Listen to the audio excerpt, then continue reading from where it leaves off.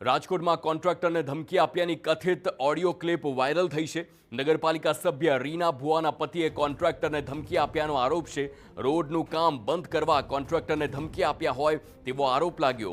કોન્ટ્રાક્ટરે વાત ન માનતા કામ બંધ કરાવ્યાનો દાવો છે। ચૂંટણીમાં ખર્ચ કર્યો હોવાથી ગોઠવણી કરવાનો એ ક્લિપમાં દાવો કરવામાં આવી રહ્યો છે।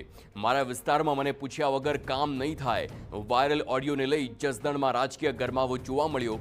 વિશાલ ભુવાએ કોન્ટ્રાક્ટરને ધમકી આપ્યાના આદેશ પણ સામે આવ્યા। તો વિશાલ ભુવા હાલ ભાજપ મીડિયા સેલના ઇન્ચાર્જ છે। વાયરલ ઓડિયોની સત્યતા અંગે TV9 પુષ્ટિ નથી કરતું।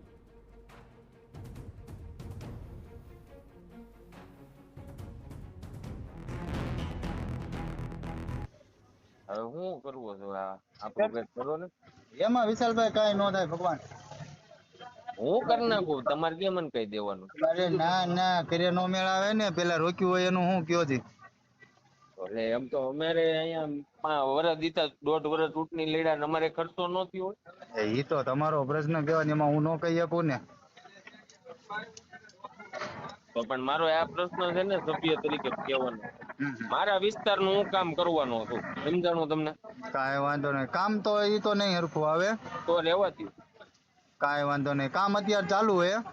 ક્યાં ચાલુ? ચેતલિયા રોડ આદ્ય શક્તિનગર 2। મને તમે ક્યાં જાણ કરી? હે જાણ ક્યાં કરી તમે કોને? મને?